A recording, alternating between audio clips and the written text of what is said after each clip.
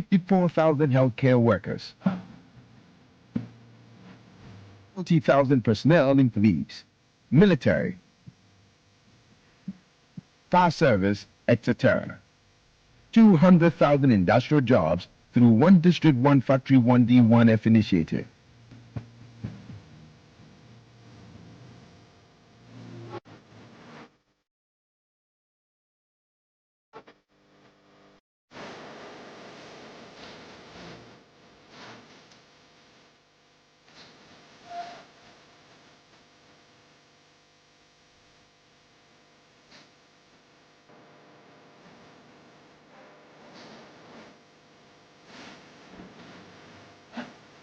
$1.5 million agri sector jobs from Planting for Food and Jobs program.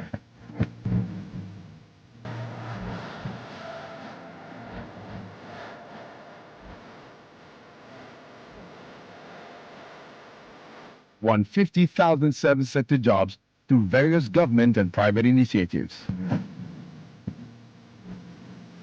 Over 150,000 jobs through the Youth Employment Agency and 100,000 NABCO jobs. 100,000 SME jobs. In construction, 60,000 jobs through road, housing and other infrastructure projects.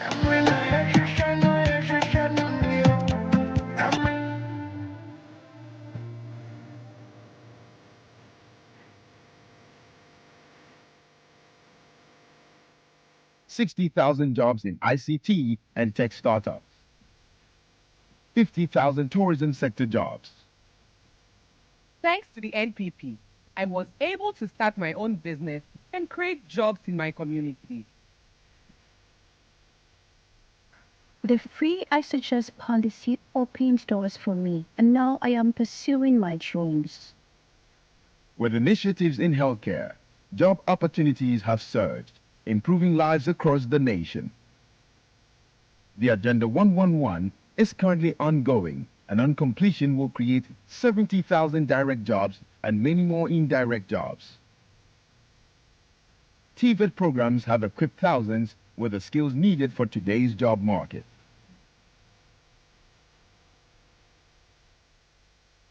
The NPP's digitalization efforts have created a thriving tech ecosystem, paving the way for future innovation.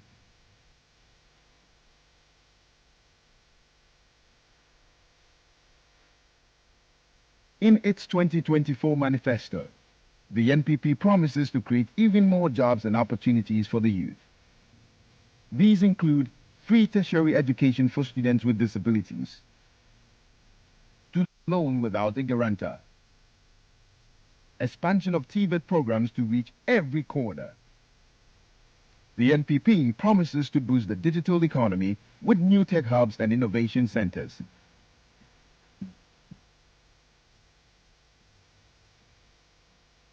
And train 1 million young people in coding. Yes, 1 million more jobs. Our work is far from over. I promise bold solutions to create even more jobs in healthcare, infrastructure, TVET, digitalization, agriculture, manufacturing, tourism, creative arts, and beyond. The impact of these initiatives will be felt in every community, bringing prosperity and hope to all Ghanaians. Bawumia means jobs. Bawumia for jobs. Under Bawumia government, there will be opportunities for all our young people. Together, let's build a future where every Ghanaian has the opportunity to thrive. On December 7, remember, you are voting for the future of young people. Vote NPP, transforming lives, building a prosperous Ghana.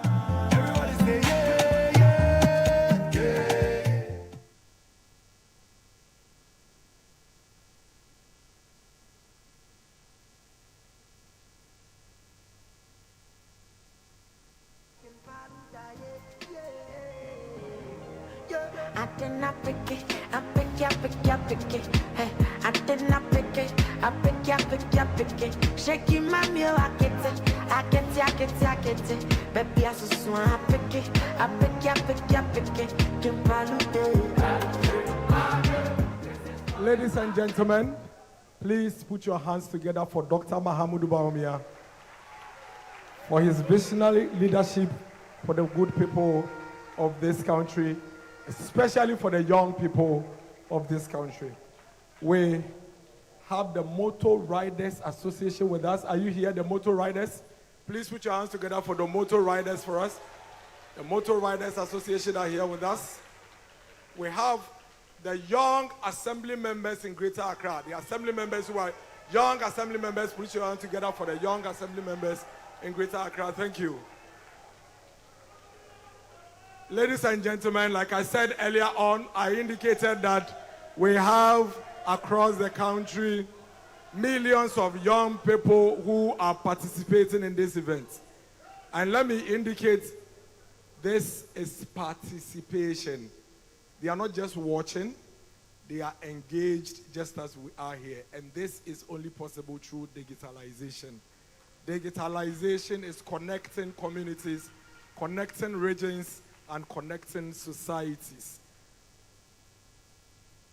We are about to hear what is at stake for us in terms of job creation going into the future of Ghana. Now, I'll crave your indulgence to ensure that whilst we listen to the Vice President, we have utmost concentration as we listen to him. At this juncture, the Gen Zs, the young persons in secondary school, the young persons aspiring to go to secondary schools, the apprentices, the young businessmen, young executives, and young entrepreneurs across Ghana watching, and for all of us here in this auditorium, please, let's be upstanding as we put our hands together and welcome the presidential candidate of the New Patriotic Party for the election 2024, Dr. Mahamudu Bawumia.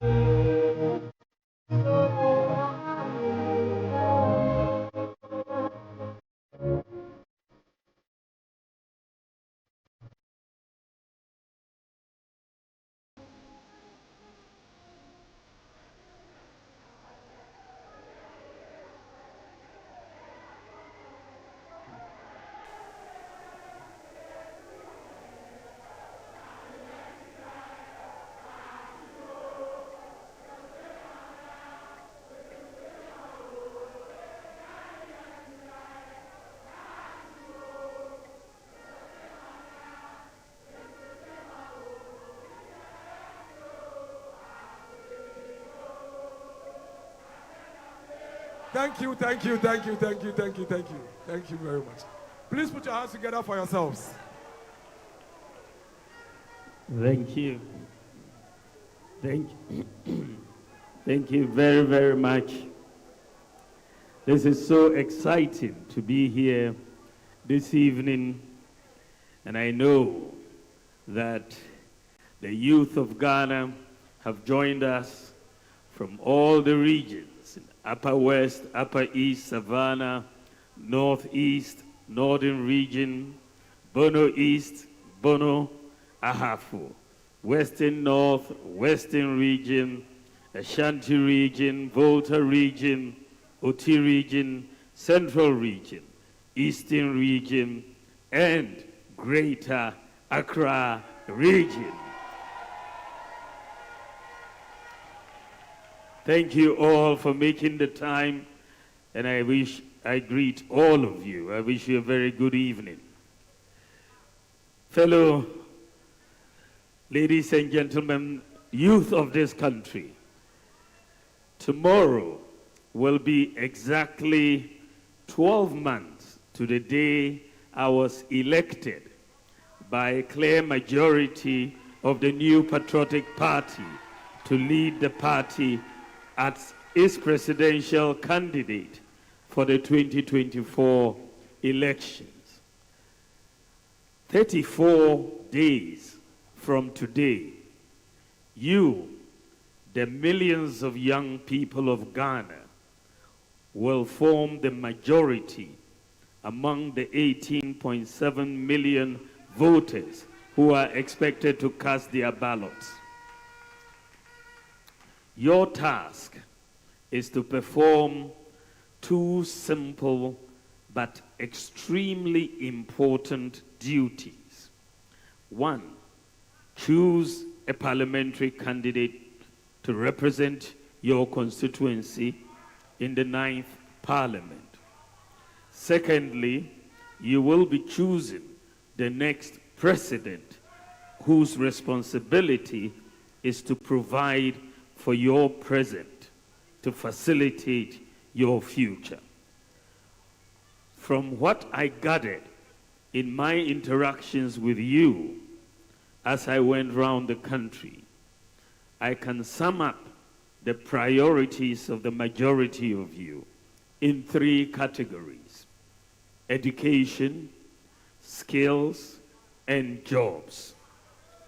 Once you have an education and you acquire employable skills, what is left is to thrive in an economic environment which can generate a large and expansive pool of good jobs with good pay, whether as an entrepreneur, self-employed, or employee.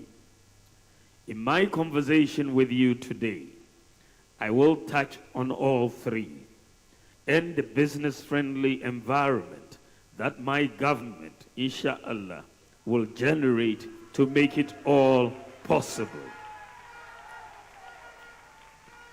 I will outline the bold economic solutions that we plan to roll out, which will make it possible to create millions of jobs if I am given the mandate on December 7th, 2024.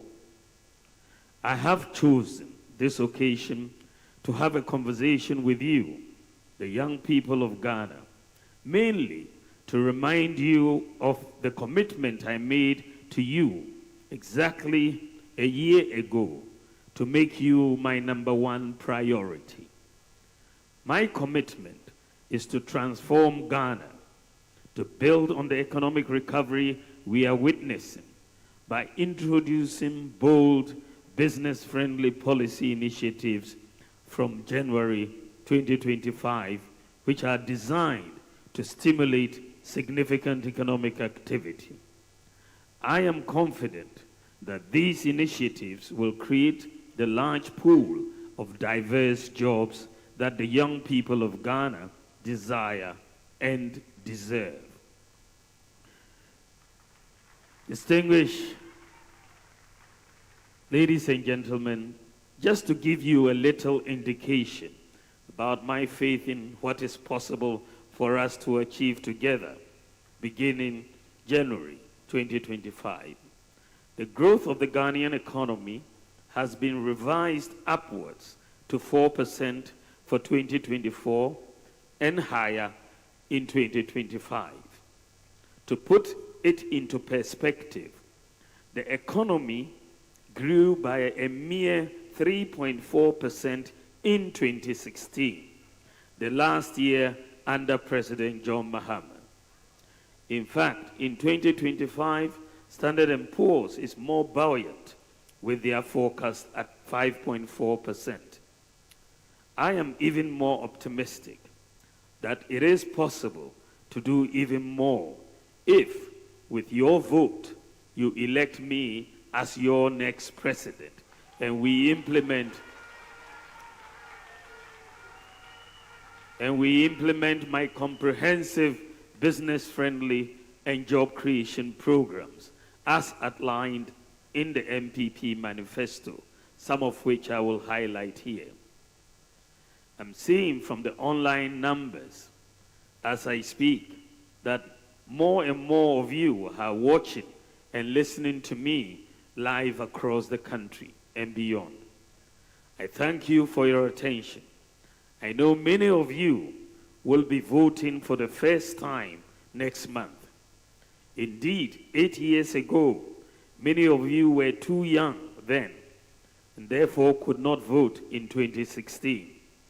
Perhaps too young to remember self-inflicted crisis and homegrown hardships that my opponent put the nation through at a time when the whole global economy was rather stable and growing.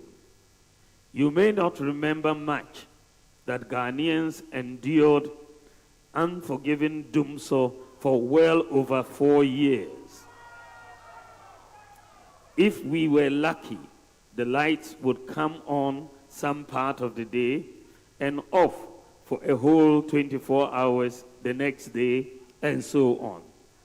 Barbers and hairdressers worked to earn just enough, if they were lucky, to pay for diesel for the small generator they had borrowed.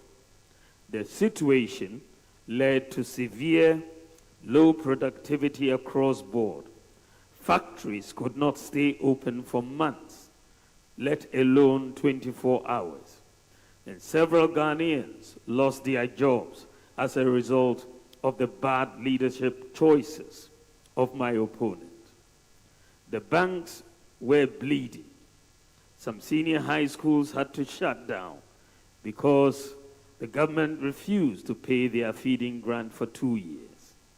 In 2016, just a few years after we became an oil-producing country, Ghana's economy, to the shock of the world, suffered its lowest growth rate for more than a generation. The situation was so bad for young people that a new group was formed with impressive membership nationwide. The name of that group was Unemployed Graduates Association. Coincidentally, the president then is the same man who is my opponent, or who would be my opponent on Saturday, December 7th. I know some of you may not be too eager to vote. I do not blame you if you have bought into the view that all politicians are the same and that your vote won't make any difference. But that is not so. I can tell you that your vote can make a big difference. I will tell you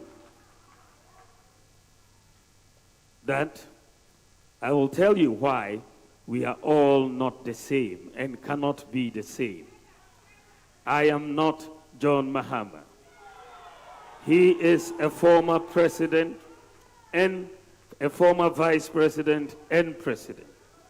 I am a vice president who has never been president before, who is asking you for the opportunity to lead and show what I can do if offered the opportunity this December. You can trust me to protect the public purse and use it selflessly to serve you. To the young voters of Ghana, I will say to you, do not switch off. I ask you to get involved. December is about you. December is about who can deliver for you, for your future, whom you trust, who has the integrity, the vision, the energy, the competence, the sense of where the world is today and your place in it, who has the humility to serve you and the decency not to insult you. I shall plead with you to make an informed choice. It is a choice between the one who had his chance and blew it and the other who is asking for a similar chance but to deliver with it, which is me. The decision is yours to make, not to bring back what was discarded in the past, but to vote for your future. If your priority is, as I suspect, about how to build strongly on the economic recovery that is before us, then I will plead with you to vote for me because of the vision and solutions that I have for you and the country and the leadership discipline and determination that I possess to see them through. My own core values, God-fearing, tolerance, integrity, honesty, discipline, hard work, and inclusivity. My can-do attitude, my rejection of the tag of impossibility, my passion to unleash the creative energies of the youth, my compassion for the poor and vulnerable. All these align perfectly with the hopes and dreams of the young people of our country, rich or poor, north or south, educated or not, skilled or not, rural or urban. That is why I'm asking you to vote on December 7, 2024. Place your trust in me, and I shall not disappoint you. As Vice President since 2017, I have not had the luxury to write my autobiography. So please make do with this short bio. I was born in Tamale on October 7th, 1963, to Alhaji Mumuni Bawumia and Haji Mariama Bawumia. I attended Sakasaka Primary School in Tamale, Tamale Secondary School, Buckingham University in the UK for my first degree, Oxford University for my master's, and Simon Fraser in Canada for my PhD. I know what it's like to be unemployed. I have been a farm laborer before. I have been a taxi driver before. I have been a cleaner before. I've been a teacher, a technocrat, a banker, a running mate, a vice president, a father, and a husband.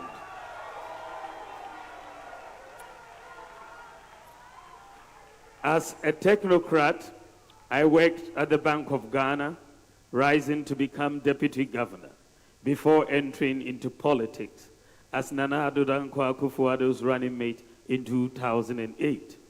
As vice president during the period that the world faced its worst global health pandemic in modern history and the worst cost of living crisis since the Great Depression of 1933, I believe I have gone inside the oven and come out baked and ready to take over and lead to solve. I know firsthand the untold hardships we have had to endure as Ghanaians, and I know what to do and what not to do in order to protect the gains we are making and to go on to build with urgency on them. I opted for politics because I knew and even believe now more than ever that politics is a powerful tool for a greater good, but only if in the hands of a leader who means well, knows how, and has what it takes to make a difference. I know I have the character, the experience, the vision, and the policies to address the concerns of the young people, and it is for this reason that I've asked to have this conversation with you today. Over this year alone, through my Youth Connect and other fora across the country, I have engaged with you, the youth, and listen to your fears, concerns, and aspirations. And I have been inspired by the ingenuity and can-do spirit of the Ghanaian youth. When I say to you today that your concerns and aspirations are my top priority items, I mean it from every sinew of my body. Indeed, I have been consistent right from the onset in making the destiny of the youth of Ghana my utmost priority.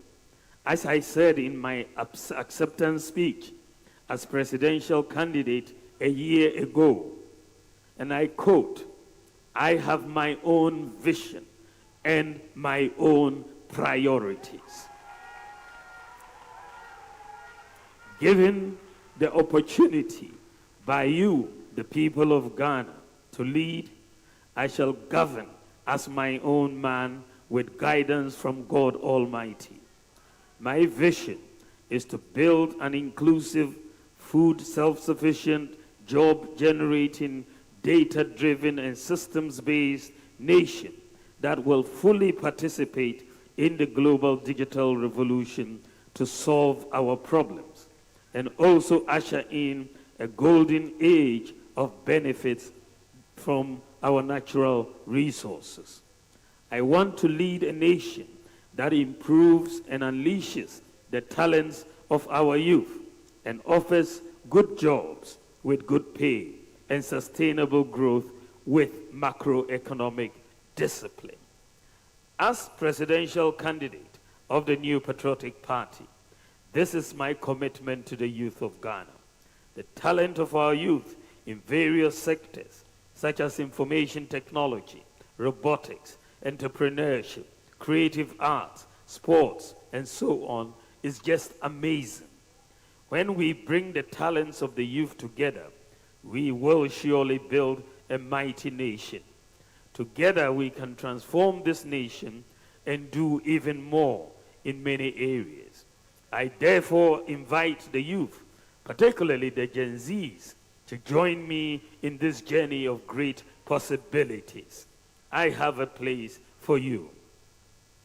Ladies and gentlemen, true to my quest for inclusivity, I want to ensure that the specific needs of young people are sufficiently addressed by my government, if given the mandate, because I see that as vital if we are serious about making a difference in the long term.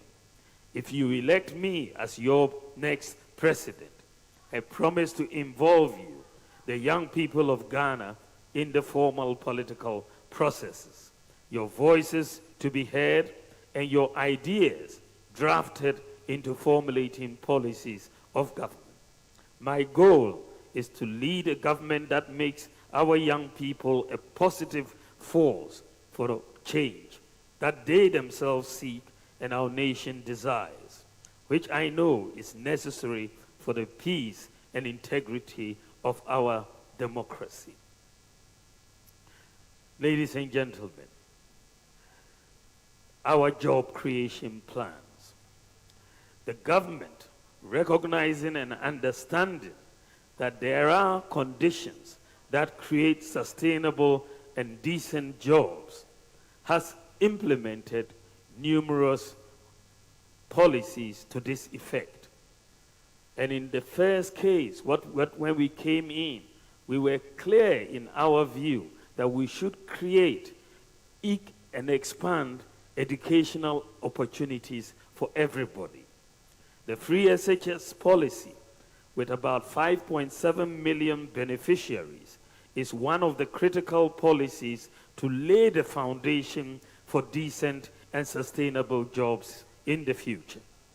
Expansion of second cycle education with the free SHS policy enhances the skills of all beneficiaries who some hitherto might have fallen off the educational ladder due to financial challenges.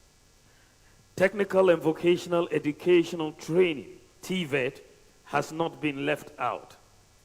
There is a need to train Ghana's labor force with the right skills needed to drive industrialization. And this is why we have made TVET free, just like senior high school. The Akufo-Addo-led administration in the last 8 years has undertaken massive investment in TVET. In fact, I believe that this is the largest investment in TVET by any government since independence, including science, technology, engineering, and mathematics, STEM.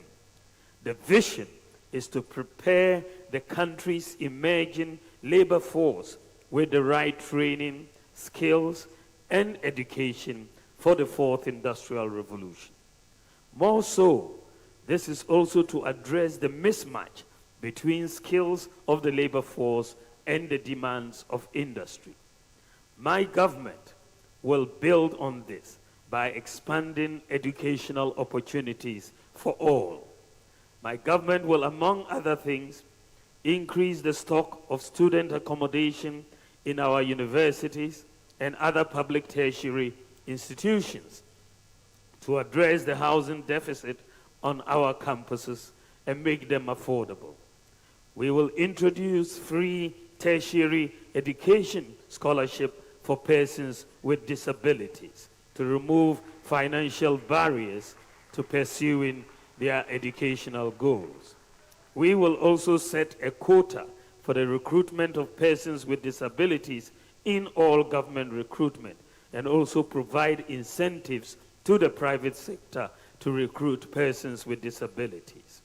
We will expand the eligibility for the student loan scheme to include all post-secondary students, including certificate and diploma programs, and prioritize and direct a significant proportion of national scholarship schemes towards training and skills development. We'll protect and enhance the free SHS and free TVET, which is truly transforming lives and changing the life outcomes for millions of people. We'll continue to develop additional infrastructure for our educational institutions to meet the increased numbers that are resulting from the free senior high school policies. Distinguished ladies and gentlemen, a conducive economic environment is a prerequisite for decent and sustainable job creation. With our philosophy of economic liberalism, we believe it is our responsibility to create an enabling environment for the private sector, which we believe is our engine of growth to flourish. Among other things, a stable macroeconomic environment is paramount. My government will reduce the fiscal burden on government by leveraging the private sector. Under the two-term administration of His Excellency Nana Addo Dankwa Akufo-Addo, we have put in place many social safety nets, like free SHS, free TVET, and so on. With all these social safety nets in place, my government will now focus on jobs and wealth creation by the private sector for all Ghanaians.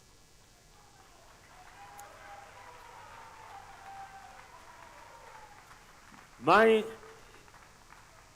administration will incentivize the private sector to complement government in the provision of many infrastructure and other services to reduce government expenditure and improve maintenance. We are going to do something that has not really been done in Ghana before. We are going to move to engage the private sector to build roads, schools, hostels, houses for government, and to rent or lease to own. The demand for roads construction is massive, and this has historically placed a huge burden on the budget. I believe that the private sector should finance the construction and maintenance of roads through PPP concession arrangements. Also, government will move towards leasing rather than purchasing vehicles, printing equipment, and so on. The private sector will have the responsibility for maintaining the equipment. With this approach, the budget can save very significant outright cash expenditure annually from various items across ministries, departments, and agencies. So with this solution, and this is why I'm saying we haven't done this before, if you need to buy 700 buses for schools, there's no point in government trying to fork out all the money to go and buy 700 buses. We will say to the private sector, government needs 700 buses for our schools. The private sector will then lease government 700 buses, and then we will pay over time. We don't have to expend all the cash at once. So every school will get a bus. We need hostels or dormitories. We don't have to build them. The private sector can build them, and we will pay the rent over time. So they will save a lot of money. You need to buy, vehicles for government officials. You don't need to look for cash to pay for all of them. You ask for a lease and do so. Roads and so on. So this is the thinking behind this policy. And I am going to, the move to include the private sector in the provision of many services will therefore create fiscal space. And we are proposing in the first 4 years, we're going to move immediately 3% of GDP of government expenditure to the private sector. 3% of GDP comes up to about 30 billion Ghana cedis. And we are moving that to the private sector. This is jobs. This is jobs for the people. The private sector has an incentive because the private sector knows the government is going to rent this building. If I build it, they will build it quickly. And they will rent it, and we will pay. So you will not have many uncompleted projects around the country because the private sector has an interest in completing all of these projects, whether it's hospitals, whether it's schools, whether it's roads, because they know they will be paid, and their banks know they will be paid, and the pressure on government will be much less. This represents a major paradigm shift. And this is why I say it has not been done before. We are going to do something very new structurally in our budget. We are also going to make sure that we continue the infrastructure program that we are engaged in many projects. We will complete all the Agenda 111 hospitals. Some will be completed this year. Most will be completed next year. But the good thing is that we will be able to recruit about 70,000 to 72,000 health personnel in the Agenda 111 hospitals. We have focused a lot on roads, and we have not yet finished, but we focused a lot on roads in our last 8 years. You've seen that we've done probably 3 to 4 times more roads than the previous government has done. We focused a lot on roads. But my focus, in addition to roads, by the grace of God, when I am president, I want to focus on railway. Railways are going to be very transformational for this country.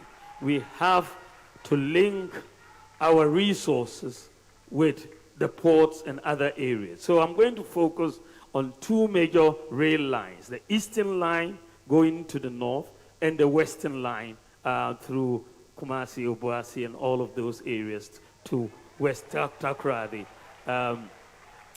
So we are going to focus on the rail, and not just focus on the rail. I was having a discussion with the dean of the railway school at UMAT in Takoradi the other day. And I said to him, why do we have to import so much to do rail? Because Ghana had been seeing railways since the 1920s. And I want to challenge you that all the key materials, the blocks, that you use, the steel and all of that, let's manufacture all of them in Ghana. Let's manufacture all the materials here in Ghana. Let's not import them. Now, if you are going to do that, you are going to create jobs, and as you lay these rail lines across, we will do it. So let us master the technology. We can do it. And he agreed with me that it was possible, and we are going. So I'm going to insist that we make all these blocks. I mean, we're even importing concrete blocks from abroad for our rail. Concrete blocks, so we have to stop that. We are going to use local materials, which we have the resources to make the steel for the rail lines and create the jobs for our people. So I'm going to focus, because for this country to transform, we need rail. We need rail to explore our bauxite deposits, our iron and steel deposits, and all of that. So I'm going to focus in my presidency in making sure these two lines, the eastern and the western, come into being for Ghana to prosper and for us to create jobs. You will also see that in addition to this, government is commissioned the petroleum hub in Jomoro, in the Izima area. And this is a major project. It's a $60 billion project. And the portal has been opened, and we are going to be able to see all the estimates come up with around 780,000 jobs for the petroleum hub. 780,000. The petroleum hub, as at now, has opened the portal for recruitment and for training already, even before the actual work starts on the ground. So they've opened the portal for the recruitment, but this is going to be a major transformational policy, the petroleum hub, which will come, we are going to support. As president, I'm going to move very, very hard for it to come into being. But we are looking at 780,000 jobs with the petroleum hub as we speak. So we have also infrastructure coming up. We've just signed an agreement for a concessional loan with South Korea. The president reached that agreement. It will mature by the grace of God and begin when I am president. $2 billion of infrastructure. And we are going to be building many pieces of infrastructure across the country. We've put together the list of projects that we are going to construct with this, and it's going to create a lot of jobs with this $2 billion investment. Ladies and gentlemen, as stated in our manifesto, my government has far-reaching policies and programs that will drive and create the needed employment opportunities. We will support the growth of businesses by the following policies, because we are a private sector. This is going to be a private sector government in a sense, because we are going to lift up businesses in the country and make them grow and prosper. The policies that we are going to implement include the following. We will implement a policy that is also new. We are going to use government's purchasing power to stimulate industrial expansion and business growth, which will help create jobs by rolling out a Buy Ghana First policy. Buy Ghana First policy, under which all goods and services procured by the public sector will first be filled by goods and services produced locally. So the other day I visited the Volta Star Textile Company in Joapong. And when I got to Joapong, they took me around their whole factory. And then it was clear that they were doing all sorts of textiles, school uniforms for all the schools and all of that. But they told me that somehow we were no longer buying from them.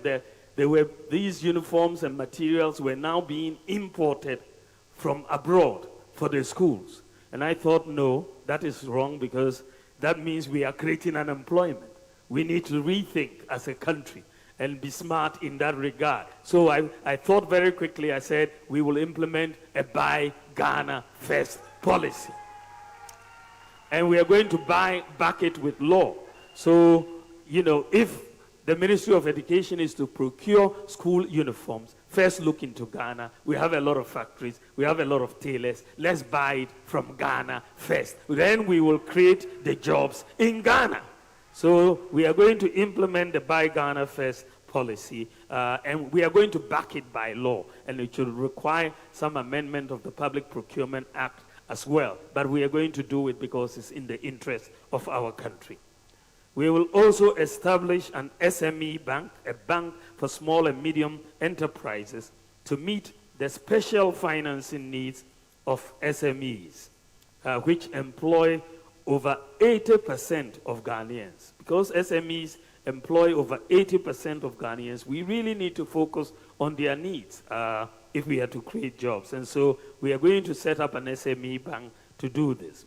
We will also incentivize Ghanaian startups in selected strategic sectors with investment tax credits for the first 3 years of their operations. Startups go through a lot of problems, especially in their first 3 years of operation. They don't make money.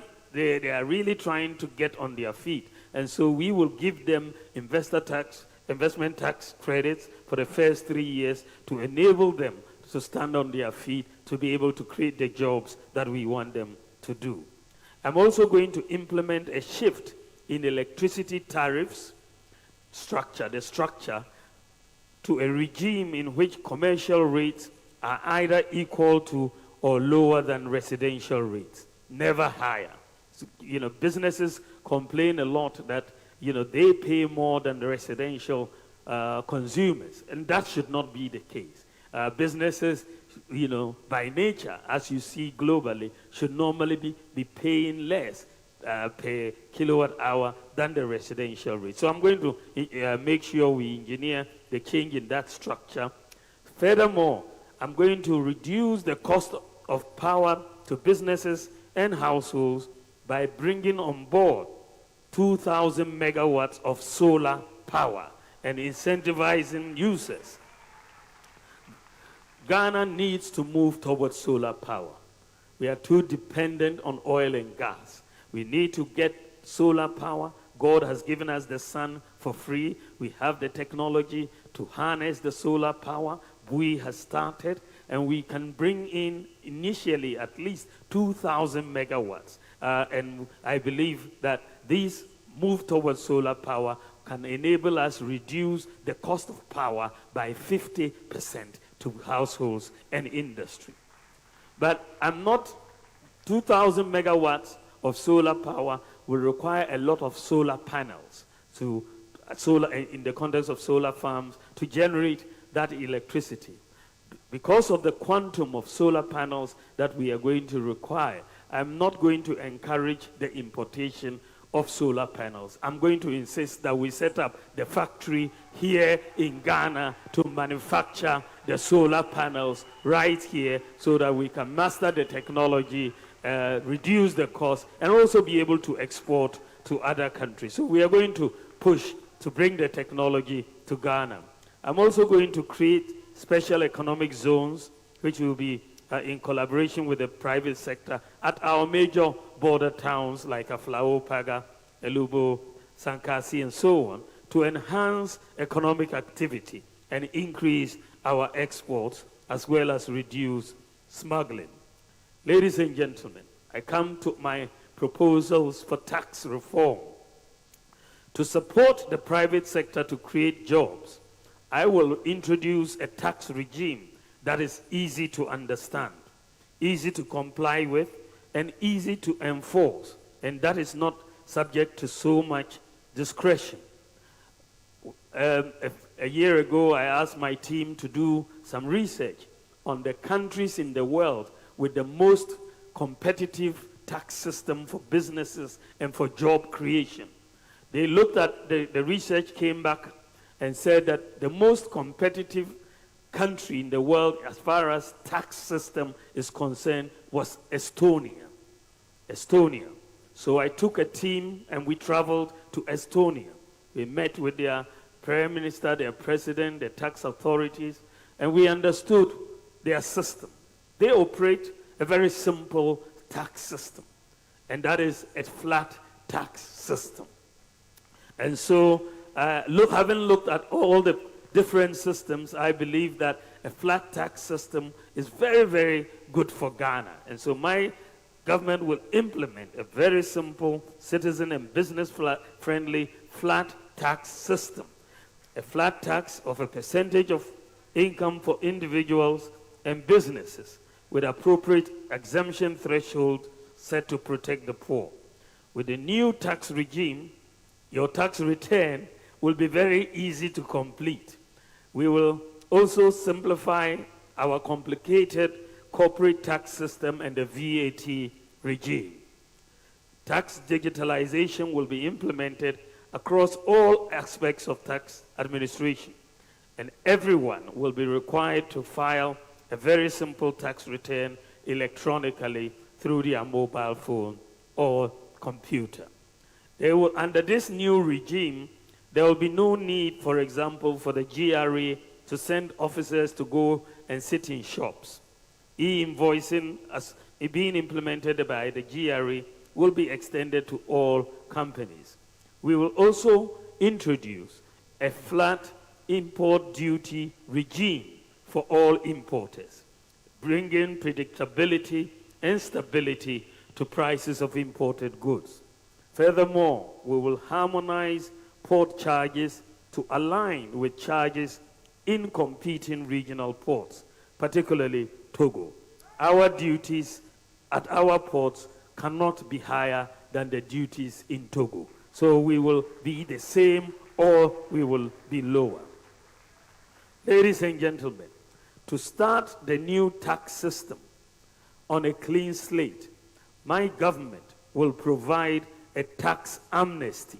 That is a complete exemption from the payment of taxes for a specified period and the waiving of interest and penalties up to a certain year to individuals and businesses for failures to file taxes in previous years, so that everyone will start afresh. So a tax amnesty is coming for our businesses.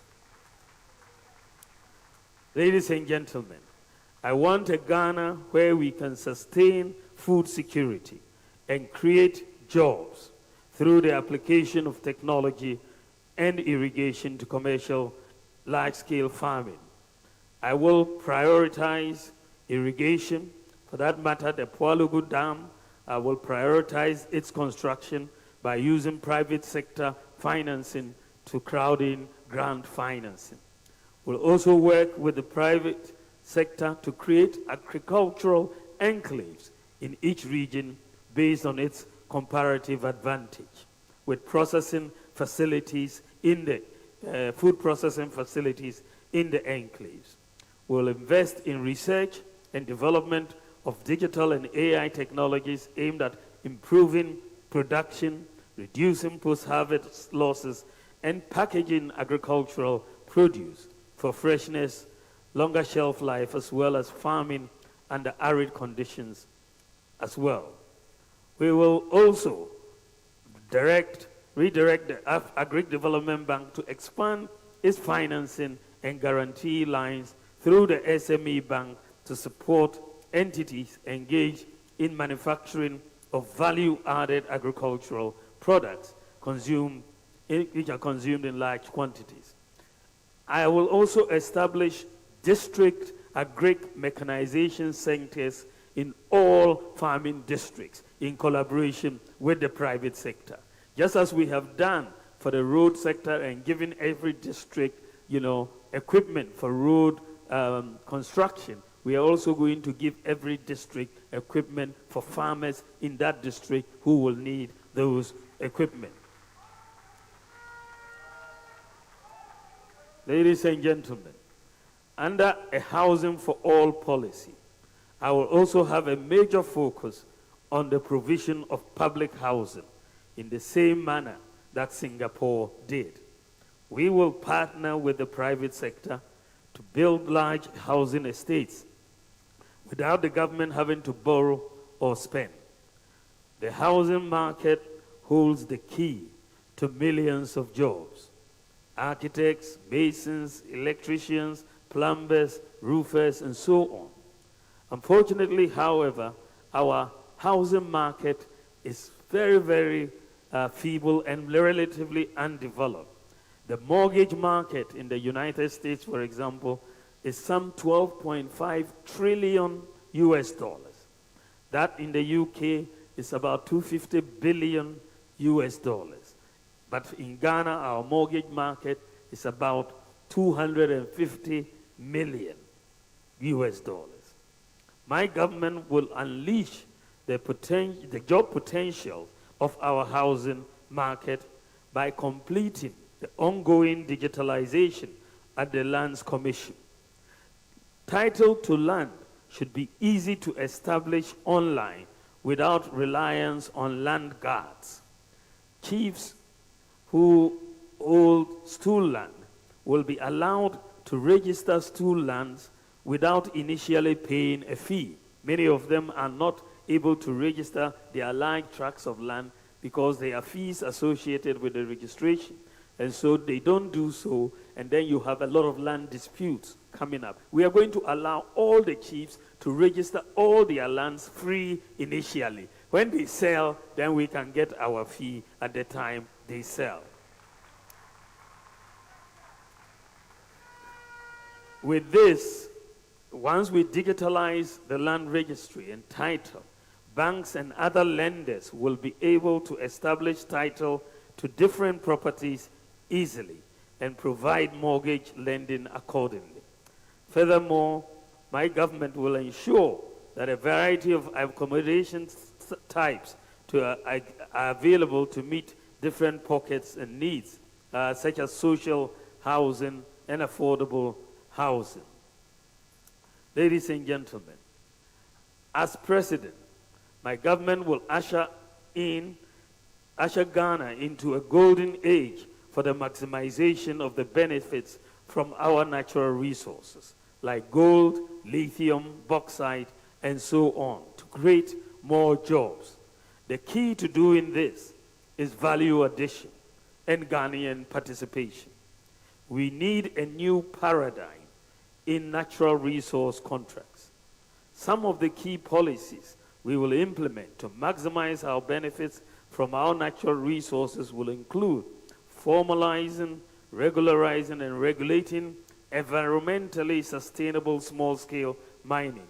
Our goal would be to help grow small-scale mining companies into large-scale companies with capacity building and assisting them to access financing to acquire equipment. In line with this, we will license all miners doing responsible mining. District mining committees, including chiefs, will provide the initial temporary licenses. Every Ghanaian in small-scale mining will register under the Ghana Small-Scale Miners Association with their Ghana card. And we will, in collaboration with the large mining companies, convert abandoned shafts into community mining schemes. We will also open more new community mining schemes, and district mining committees should be responsible for reclamation and replanting. We will set up state-of-the-art common user gold processing units in mining districts in collaboration with the private sector, and will provide traditional authorities something new, which is an equity share in all mining concessions under their jurisdictions. My government will also conduct an audit of all concessions with various licenses and new applications. This will allow government to know licenses that have expired and non-compliance with licensing conditions. We will also establish, in collaboration with the private sector, a minerals development bank to support the mining industry. We will reduce the minerals export tax to 1% to discourage smuggling. And we will establish, through the private sector, a London Bullion Market Association, LBMA, certified gold refinery within my first 4 years. We're also going to make available. One of the problems we have, as I have noted before with Galamsey, is that many people who try to mine have no idea whether there is gold there or not. They do trial and error. But we are going to ask the Geological Survey Authority to provide data on our reserves to small-scale miners so that we know when we say, here there is gold, and this is how you should mine it responsibly without destroying the environment. We'll scale up the use of mercury-free gold catcher machine technology, which is less damaging to our environment. Distinguished ladies and gentlemen, many people, I now come to the digital economy. Many people, including my opponent, do not understand the link between digitalization and the economy. Today, we are in the fourth industrial revolution. The world economy, the global economy, is moving into a digital economy. So if you don't digitalize, you are going to be left behind. There's not going to be much of an economy for you. And this is so simple, and I just sometimes don't believe that it is not understood. Recently, I think this was last week, I launched the Go Ride app for our local taxi drivers who were being taken out of business by Uber and Yango and Bolt and so on, because they did not have the ability to also digitalize their operations. So we've helped the local taxi drivers to create a domestic app, which is Go Ride. And you know, once we said we were going to do that, people said, but what has this got to do with the economy? You're creating an app. But you don't understand, because Uber, one app, is worth $163 billion. That company, Uber. Ghana, the whole Ghana economy is 75 billion. One app from Uber is 163 billion. Ghana's total economy is 75 billion. So Uber is more than twice Ghana's economy. So it's very important. Today's world, Apple, the company that makes apps that we are all using on our iPhones, is worth $3.5 trillion. $3.5 trillion. That is 46 times the economy of Ghana. One company. Microsoft is 40 times the economy of Ghana.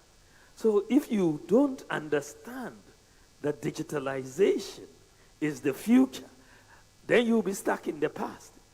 Then the rest of the world will go and leave you. I believe that Ghana needs a leader that can think about the future and that doesn't want to get stuck in the past. And so when we came into government, we started putting all the pillars that will be necessary for our digital economy in place. And people didn't understand that. We've done the Ghana card, done the digital address, we've done mobile money interoperability, and so on. And we are one of the fastest digitalizing countries in Africa right now. I want to build a Ghana where we leverage technology, data, and systems for inclusive economic growth. Because if you don't have technology, data, and systems, then the poor are left out of the system. You have to know somebody.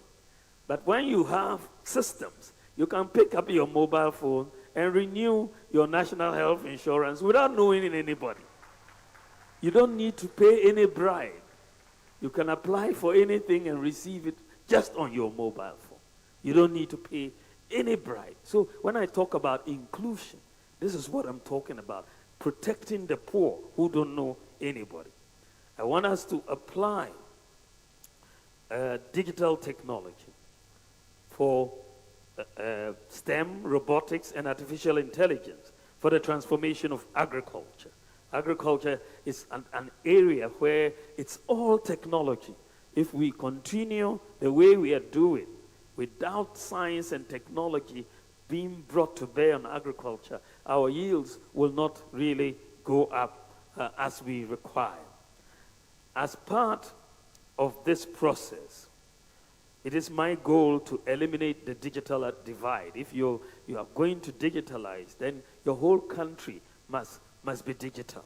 So we want to achieve close to 100% internet penetration in Ghana. We've already made significant progress in this direction by increasing internet penetration. When we came in to office, internet penetration was 34%, right? And then now we have increased it to 70% as of 2023. And so most advanced countries are above just 90%. So we are going to get there, and I want us to get close to 100% very soon. So the task in the next 4 years is to move from some 72% to over 90% as exists in advanced countries. And I want to make sure that everyone has access to the internet at affordable prices. It is possible. I want to see Ghana build the digital talent we require for the fourth industrial revolution. You need digital talent. This will mean providing digital and software skills to hundreds and thousands of youth. This, along with other policies, will create jobs for the youth, including school dropouts. In collaboration with the private sector, we will train at least 1 million youth in IT skills, including software developers, coders, to provide job opportunities worldwide. So with your digital skills, you are able to sit down in a Sankragua or in Funsi or in Sefiyu also, and you'll be working in America, in Canada, in the UK, right from here in Ghana. Generally, there will be an enhanced focus on TVET education. My government will also support the establishment of a national open university Ghana in collaboration with the private sector with a focus on ICT, TVET, and STEM. To prepare our children for the fourth industrial revolution workplace, I will enhance the positioning of the education system towards STEM, robotics, artificial intelligence, and vocational schools to cope with the demands of the fourth industrial revolution and job creation. My government would make coding and robotics standard in senior high school. Furthermore, to become a digital hub in Africa, Ghana's telecoms industry needs more investment. The cost of data for the ordinary Ghanaian has become too expensive. Even though we are among some of the least in terms of prices in Africa, I still believe it is too expensive. It goes against the very ethos of our digitalization journey, and I commit to working with industry players in setting clear policy guidelines that will remove any investor uncertainty and difficulties in business planning, including the expeditious allocation of spectrum driven more by the goal of enhancing digital inclusion and less by revenue considerations. We will work with educational institutions and leading Ghanaian and global tech firms to establish a national robotics, engineering, and AI lab for research and training of young Ghanaians locally, and will provide venture capital as well as grant funding to commercially viable tech projects by Ghanaian startups to drive innovation and foster high-tech entrepreneurship, create jobs, and support the growth of Ghanaian tech business. We'll also establish, and this we have already gotten commitment from the central bank. We will establish a fintech fund with a seed capital of 100 million US dollars to attract additional private sector funding to support Ghanaian startups, developing payments and financial services solutions, especially focused on region-wide and exportable solutions. One of the things that we have insisted on right from the beginning, and what we are going to continue to do, is to make sure that our tech development is driven by local Ghanaian companies. That is what we have done. If you look at our tech development, whether it's the Ghana card, whether it's the digital address, whether it's the mobile money interoperability, Ghana.gov, e-pharmacy, and so on, we have driven our tech development by local companies, and recently Go Ride and so on. And that helps our job creation locally rather than bringing it from outside. So we are going to continue to do this. I will also be abolishing, eliminating import duties on mobile phones until manufacturing capacity is established in Ghana so that we can put smartphones and other phones in the hands of the Ghanaian public at affordable rates. On this digital journey, I will also abolish the e-levy as we have already stated before. Ladies and gentlemen, I now come to a very important topic in terms of what we can do for job creation. Ladies and gentlemen, in advanced economies, workers are able to easily access credit to purchase basic items such as televisions, cars, mobile phones, and houses. They are able to do so because the credit system works and it is supported by individualized credit scoring by credit rating agencies. In the advanced countries, people are able to obtain mobile phones for free under contract arrangements with phone companies, for example, based on their credit scores. But for people with impossibility mindsets, they don't understand these things. In Ghana, such a credit system is yet to take root broadly. And therefore, life is harder for workers. It is my goal to make it easier and cheaper to access credit by leveraging on our data and systems, such as the Ghana card, Ghana Post GPS, mobile money interoperability, DVLA, GRA, bank accounts, and so on, to build an efficient credit system and mortgage market in Ghana, underpinned by individualized credit scoring and digitalization and land titling transfer. It is very, very important because without individualized credit scoring, which is broad-based, banks don't have enough information to lend to people. And so banks rather will lend to government and not lend to people.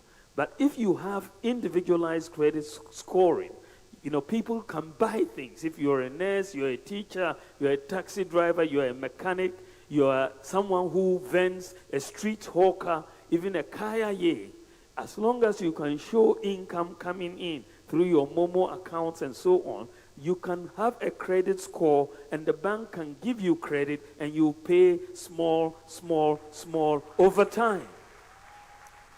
With a credit scoring system, you don't need to know somebody to get your credit. We will be moving into digital lending.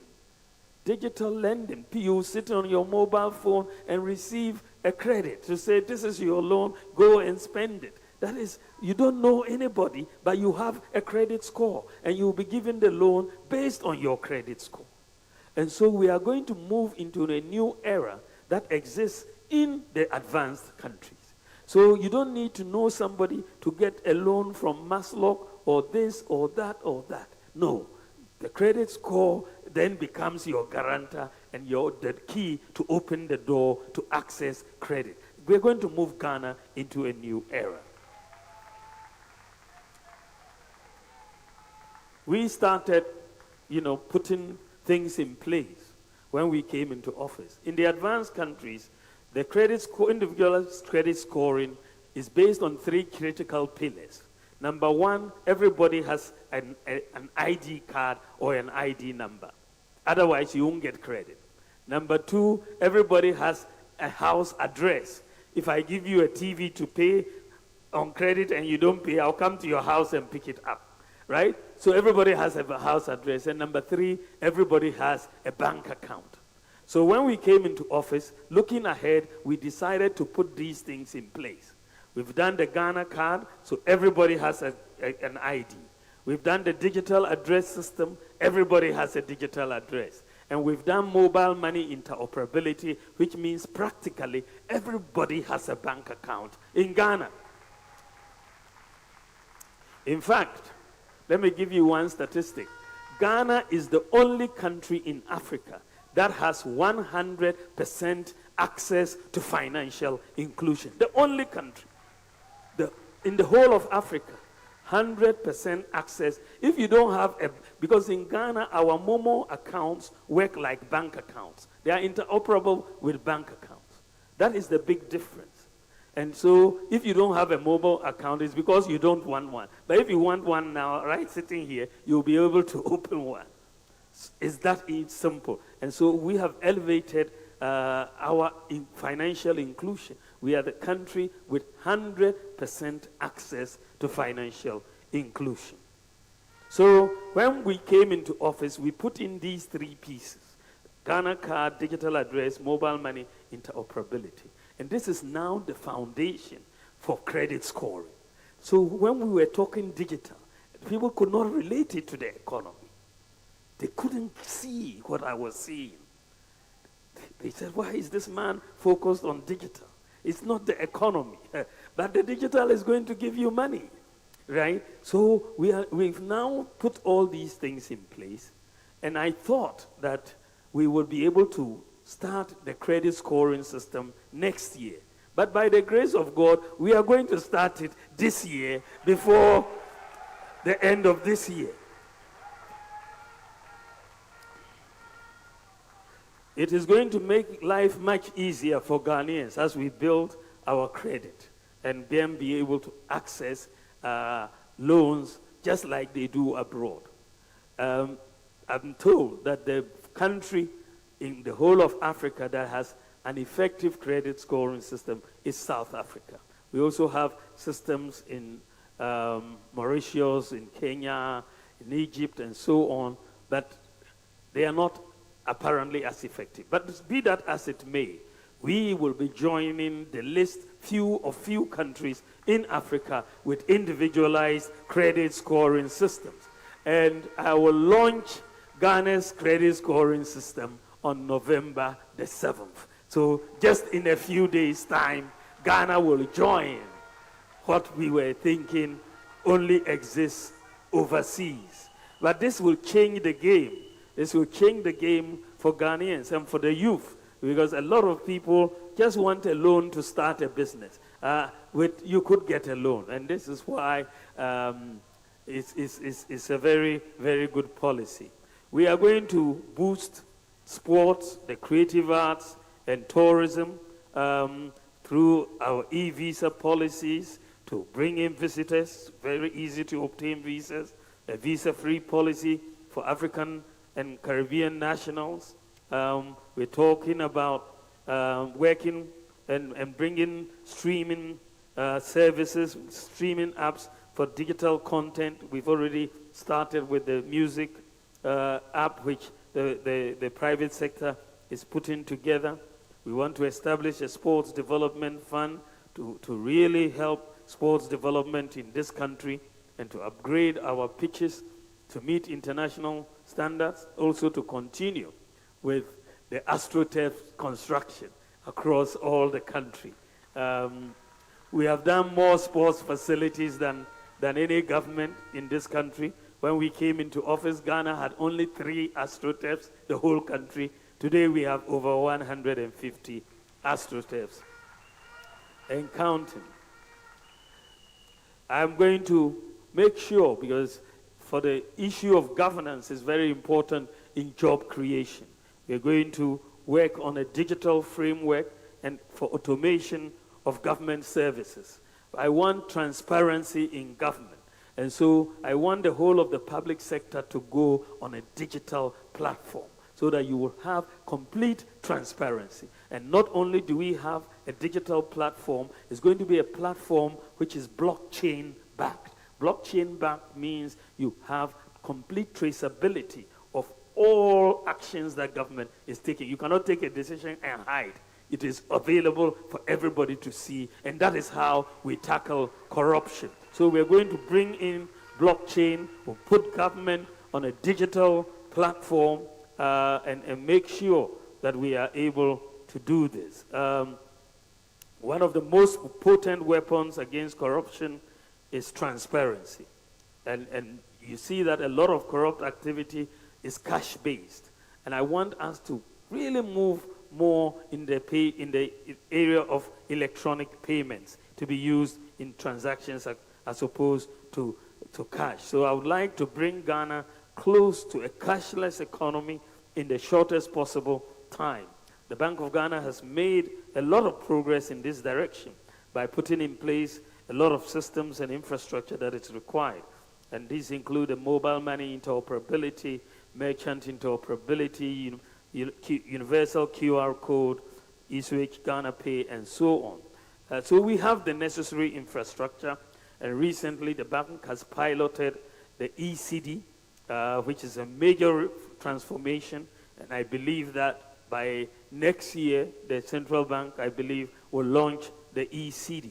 And this will really be, from my point of view, one of our ultimate weapons in our fight against corruption, because it will provide transparency, reduce the risk of fraud, robbery, tax avoidance, and the movement of money, and identify suspicious activity so that we can do that.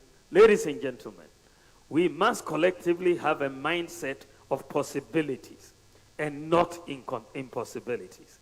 The challenges we must overcome as a country are too important to let our political differences derail us. There is a critical failure of mindset that manifests itself in the absence of core values, patriotism, and principles within our society. We need to invigorate the can-do spirit of the Ghanaian to believe that we can even do better than we have ever imagined, and we can be world beaters if we put our mind to it. We can be proud of some of our accomplishments to date. Ladies and gentlemen, many may not know, but even in our current circumstances today, Ghana has the second highest education quality in Africa. The second highest education quality in Africa. Tunisia is number 1. Ghana is number 2 out of 54 African countries. Secondly, Ghana has the 7th lowest multi-dimensional poverty rate in Africa. The 7th lowest out of 54 countries. Multi-dimensional poverty, Ghana has the 7th lowest. Thirdly, Ghana is on the list of countries with zero hunger. Zero hunger. Fourthly, Ghana is second on the list of countries with decent work and economic growth in Africa. Second, out of 54. Fifthly, Ghana is the only country in Africa with 100% access to financial inclusion by its population. Ghana has the fastest growing mobile money market in Africa. 7, Ghana has the 3rd highest food security in Africa.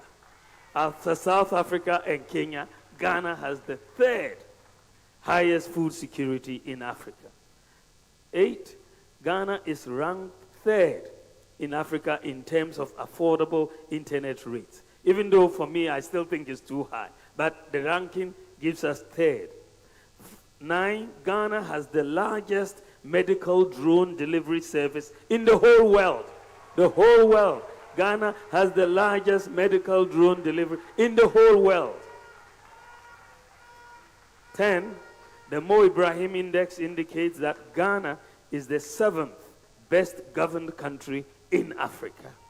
The 7th best governed country in Africa.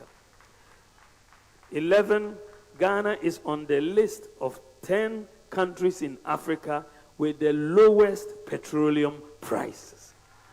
10 countries, the lowest 10 out of the 54, Ghana is on that list. Number 12, Prempeh College and Mamfi Methodist Girls Senior High Schools have won world robotic competitions. World robotic competitions. So it is possible. It is, I'm just mentioning these to let us know that we should be confident about the future. It is possible to be world beaters. We can do things much better than the rest of the world, not just African countries. Let us think big. Let us think about possibilities. It is possible for us to be the best in the world. As I conclude, ladies and gentlemen, I believe that as Vice President, the policies I have championed or initiated have impacted or will impact the lives of virtually every Ghanaian. These include the Ghana card, the digital address system, mobile money interoperability, Agenda 111, e-pharmacy, Ghana.gov, one constituency, one ambulance, Zongo Development Fund, paperless ports, motor insurance database, renewal of NHIS membership on the mobile phone, the Ghana card number as your TIN, SNIT, and NHIS number, zip line drone deliveries, gold for oil, gold purchase program, and so on. I have 33 such policies to my credit as Vice President. As Vice President, I have 33 such policies to my credit. Through the successful implementation of these policies, I have proven to be a problem solver and a promise keeper.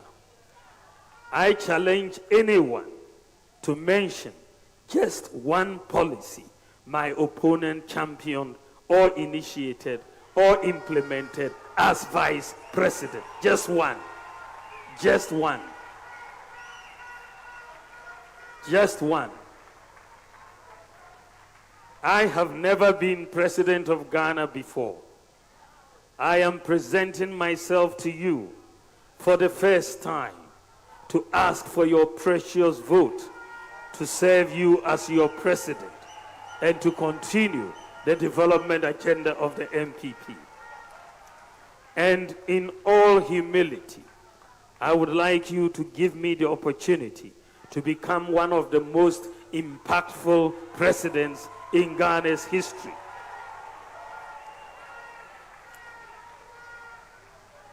In me, you will have a brand new tear rubber president, not a second-hand failed president.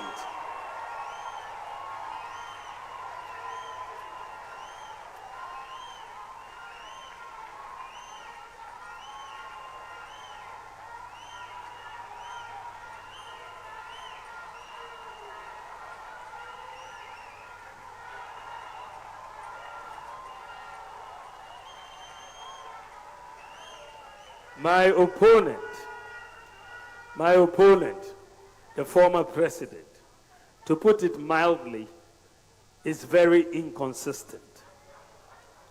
He opposed free senior high school, saying it was bogus and will collapse the economy. But today he says he introduced it. He, as president, introduced the teacher licensure exams, but today he says he opposes it. He abolished teacher and nursing training allowances.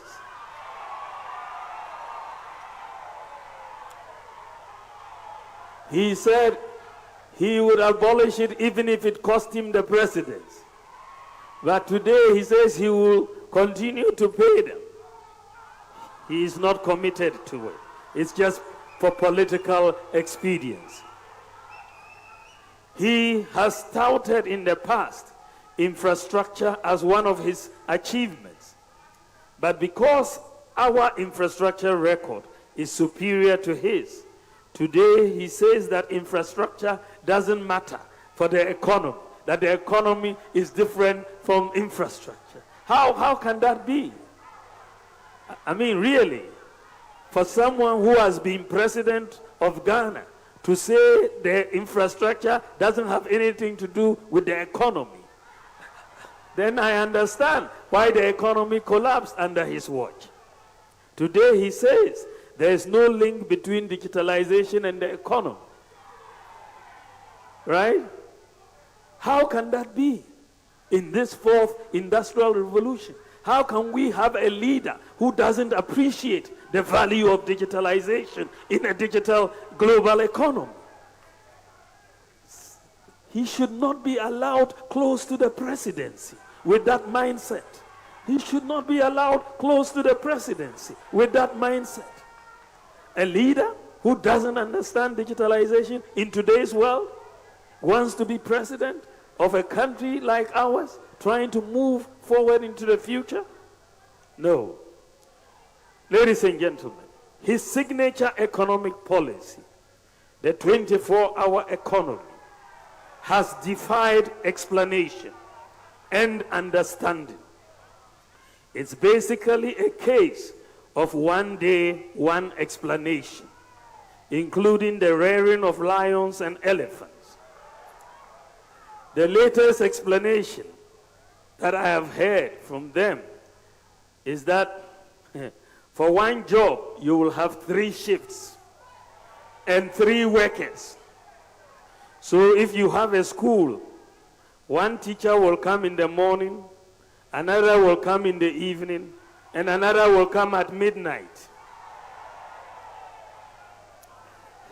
including kindergarten teachers. He also says it is voluntary and will be implemented gradually. Ewurade Nyankopɔn.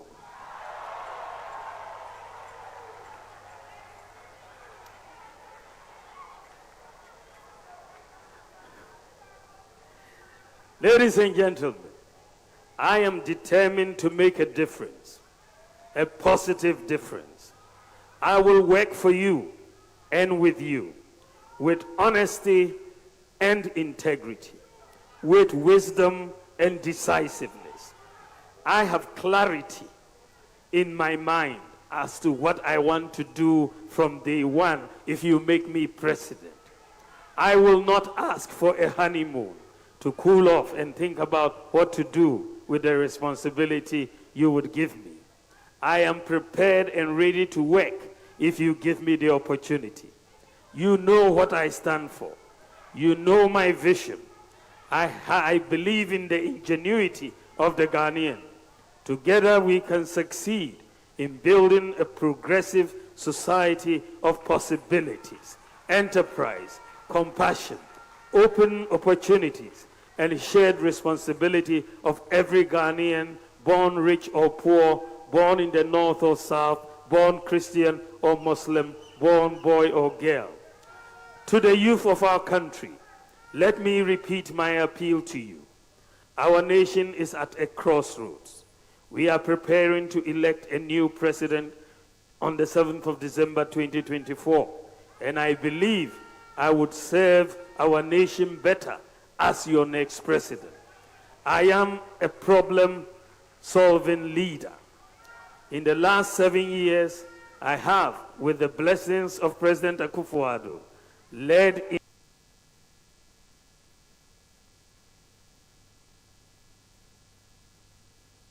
initiatives to address some of the fundamental problems with public service delivery. I possess the integrity you require in your next president. I believe the Almighty has blessed me with the fortitude of character to ensure the implementation of bold solutions for the future. My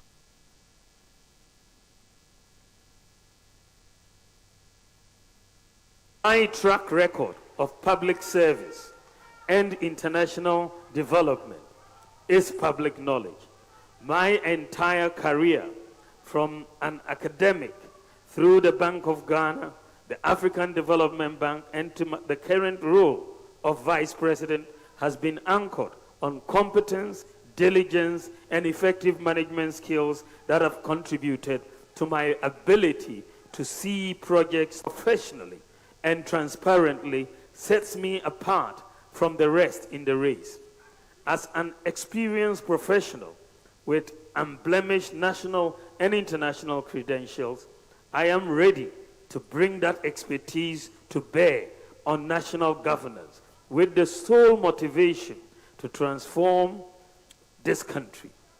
Given these and my verifiable personal integrity, I am convinced, ladies and gentlemen, that you will hand the steer to me to usher in a new management style that will give us more results, a paradigm shift in how we manage our resources, and let the humility leader who can generate new ideas to confront problems. I have exciting ideas needed for the 21st century. We have done a remarkable job in creating jobs in the last 7 years. Indeed, so far, as of yesterday or day before, I checked on the data from Senate and other sources, and so far, from between 2017 and 2024, the latest data is that we've created 2.6 million jobs. 2.6 million jobs. 1.4 in the private sector and 1.2 in the public sector. This is the highest of any government in the Fourth Republic, the highest job creation. We have more to do because we still have high unemployment. Our youth still need jobs, but we have done quite a bit. Unemployment is still a major issue, but I'm making a firm commitment to sustain and expand the rebounding economy to address the problem of unemployment. With COVID, what I want you to put your minds to as I conclude, if with COVID and the Russia-Ukraine war and all the global depression, the worst since the Great Depression of 1933, if with COVID and all of these global problems, the high increase in the cost of living, depreciation, exchange rate, debt levels going up, all of that hit us. Notwithstanding all of that, we've created 2.6 million jobs. Can you imagine what the next 8 years under my presidency will look like? Just think about it. Just think about what we are doing for businesses. Look at 30 billion we are going to be passing on to the private sector. Look at the 780,000 jobs from the petroleum sector alone. Look at the 1 million digital skills that we're going to train in the youth. Look at the infrastructure, the railways, the 2 billion Korean facility, the health facilities, Agenda 111, the housing. Just think about all of this. If in 8 years, with all the challenges, we were able to do 2.6 million jobs, it shows by just plain logic and reason that we will do much more than 2.6 million in the next 8 years. I expect us to go to at least if we proceed on this trajectory for the next 8 years, we should, with all of these different aspects come in, I am looking at us moving to create 4 million jobs in the next 8 years. We've done 2.6, almost 3 million. So we can do 4 in the next 8 years with the new policies that we are coming with. It is possible. It is possible. It is possible. With your support, prayers, and God's guidance, we can win together. It is possible. Thank you for your attention. God bless you, and God bless our homeland, Ladies Ghana. and gentlemen, put your hands together for the presidential candidate of the New Patriotic Party, Dr. Mahamudu Bawumia. The digital man, the man for the future, the man for the youth of this country, the man that has a clear-cut plan and strategy to push this country to the next level. Clear-cut content strategy to push the youth of this country to the next level.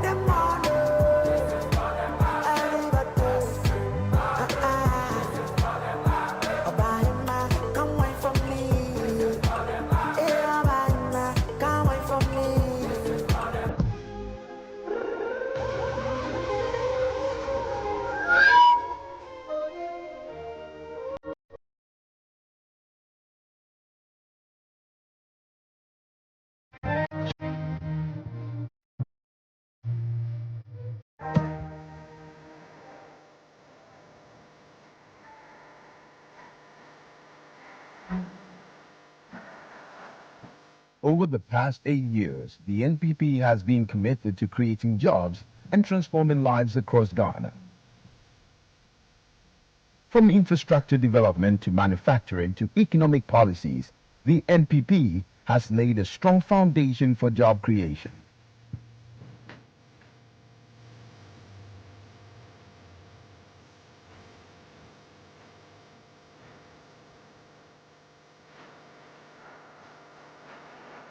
The party has created over 2.3 million jobs, broken down into 100,000 teachers,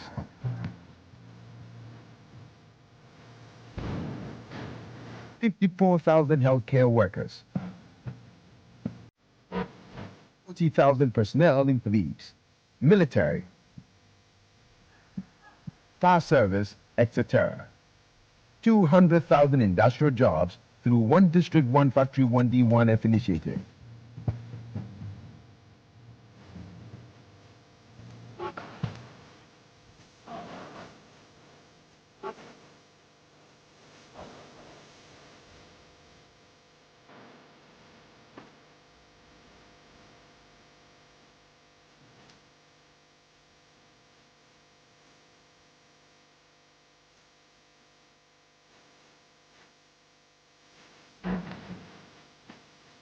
$1.5 million average sector jobs from Planting for Food and Jobs program.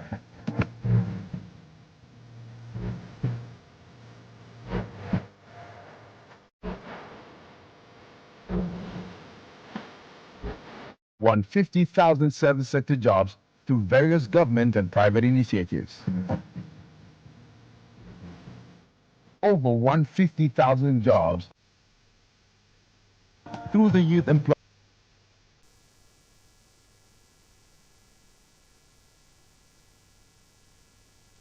Agency and 100,000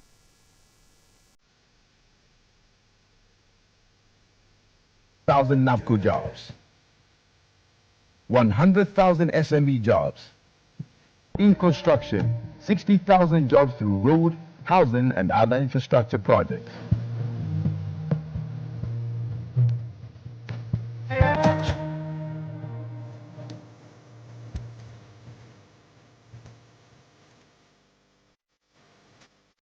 $60,000 jobs in ICT and tech startups. 50,000 tourism sector jobs. Thanks to the NPP, I was able to start my own business and create jobs in my community. The free ISHS policy opens doors for me, and now I am pursuing my dreams. With initiatives in healthcare, job opportunities have surged, improving lives across the nation. The Agenda 111